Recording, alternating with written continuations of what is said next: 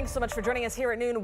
Severe weather is headed our way this evening with models not fully in agreement with all the timing. Meteorologist Matt Breland, that's why we are here to get you prepared for it any time this evening. Those start to pop up. That's right. It's starting to shape up already further towards our Midwest, and that's going to be headed our direction. Still, the timing is looking like the evening hours after 4 p.m. is still what we're agreeing with as we head into the next upcoming hours. So definitely stay weather aware. This is our grand finale of springtime. We were not going to finish this season without one more round of active weather. So here's how things are looking on satellite and radar at the moment. Winds continuing to stay strong out of the south, delivering a steady amount of moisture for us here in Kentuckiana. At the moment, we are staying quiet and dry other than just some passing clouds, but you'll notice some breaks in those clouds starting to happen just further off towards our west. We're going to continue to see some possible sunshine as we head into the afternoon hours, and that will be lasting throughout the next upcoming hours. But we do have chances for those severe thunderstorms to arrive just as we head into our evening time, likely focusing across southern Indiana and just across the Ohio River for our major cities in Louisville, Brandenburg, and Hardinsburg. Folks farther towards the south near Elizabethtown and Campbellsville, you guys are still included in that level 2 out of 5 chance for those storms to trend severe as well. So today is a weather impact alert day. The evening and nighttime hours are likely going to have a focus with those thunderstorms with heavy rain showers, strong winds, frequent lightning. We're not ruling out the possibility for some of those isolated tornado spin-ups as well. So you want to make sure that you have ways of receiving warnings. Scan that QR code. That way you can have access to all the latest weather details. But this is how things are shaping up. As we head into the later parts of the afternoon, we'll start seeing those thunderstorms clustered together, and then a more organized, structured line of thunderstorms will be passing through Kentuckiana just as we head into our evening hours closer towards 6 p.m. Full breakdown all about those details are coming up here in just a few short minutes. Brooke?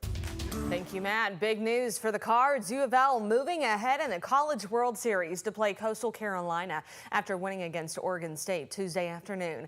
A tie-breaking walk-off in the 9th inning secured the Cards' place in the College World Series and sent Oregon State packing. Stick around for the highlights of that 9th inning later in the show. In more local news, higher tolls are coming to bridges connecting Kentucky to southern Indiana. Riverlink said the rate hikes are meant to ensure the continued operations and maintenance of the Lincoln, Kennedy, and Lewis and Clark bridges. So here's a look at what it'll cost you. For passenger vehicles with those transponders, it'll cost you $268. With medium-sized vehicles and transponders paying $669. If you pay by mail or pay by plate, it'll cost you about double, $536 for passenger vehicles and $934 for medium-sized. Rates are even higher for large vehicles like semis. The new prices go in effect on July 1st. Remember, those transponders cost nothing and cuts your cost in half. Right now, a Kentucky State Police trooper is facing a federal lawsuit for alleged excessive force during an arrest. Put your hand behind your back. They are. Dude, you're going to get lit up again. They are behind my back. All the way behind your back. In a lawsuit filed Monday, Dawson Blevins claims KSP Trooper James Cameron used excessive force and violated his rights during a traffic incident in Hardin County that happened on June 19th of last year. The suit said Wright pulled Blevins and a co-worker over, claiming the driver wasn't wearing his seatbelt. He allegedly told Blevins, who wasn't driving, to get out of the car so he could search it. And according to the suit, when Blevins got out, Wright pushed him to the ground and tased him multiple times. KSP said Wright is currently suspended following that indictment. Blevins is seeking compensatory and punitive damages and a jury trial. A child critically hurt in a weekend shooting has died. It happened on Saturday on Bolger Court in the Algonquin neighborhood. Police said the boy died from his injuries on Monday. There are no confirmed suspects. Anyone with information in that shooting is asked to call the anonymous tip line at 574 LMPD. A former Nelson County fire chief accused of official misconduct is set to appear in court today for the first time. That's John Taylor Skaggs, the former chief of the Rolling Fork Volunteer Fire Department, who's charged with abuse of public trust, official misconduct, and theft by unlawful taking.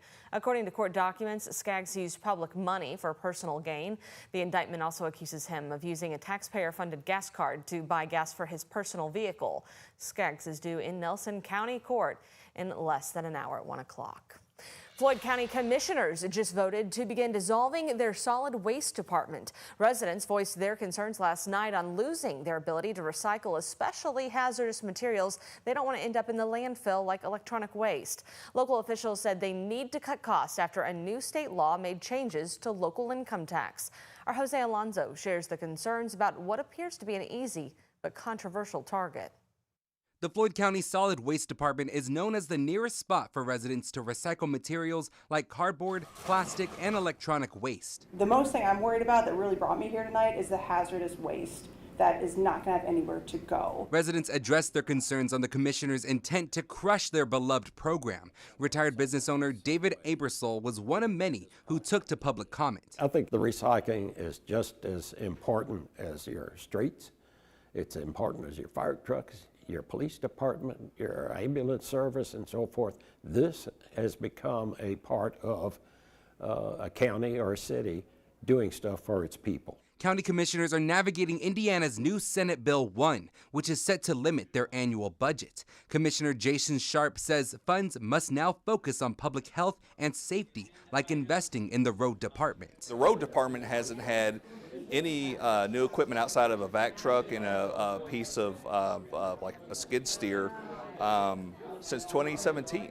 You know, these are big trucks. These are, dump trucks, snow plows, utility vehicles of different sorts. The Solid Waste Department is projected to take in 900 tons of material this year alone. Although the vote to dissolve the program doesn't immediately shut down services, it leaves the question on if electronic waste, like computers and printers, will go in the local landfill. The one thing that I heard tonight that it's very clear to me is that people want to know where they're going to take their household hazardous waste. And that's something that we're currently working on right now, because we want to make sure that those materials don't end up in our landfills, that don't end up in our water supplies. We want to make sure that those are properly mitigated. The future of recycling in Floyd County is up to how officials can navigate legislative changes. Jose Alonso, WHAS11 on your side. The next step is to discuss the intent to dissolve the recycling program with County Council in a meeting on June 24th. If the motion moves forward, commissioners will have a 180-day waiting period before public discussion and a final vote. A new restaurant with a focus on charity just opened in East Louisville. That's Noah's Kitchen, which celebrated its grand opening today.